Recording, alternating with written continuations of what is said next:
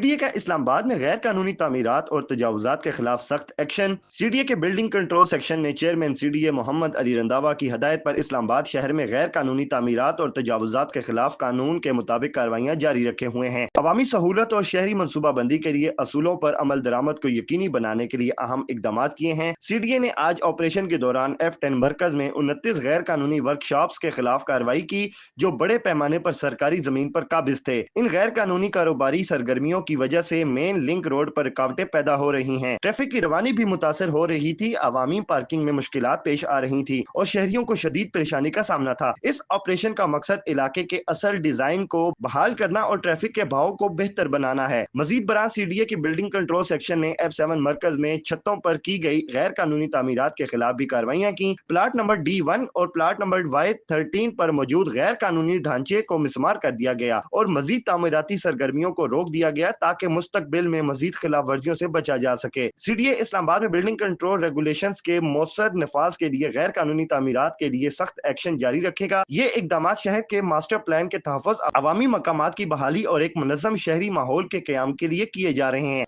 Mohammad Ali Mirza, daily media digital, Islamabad.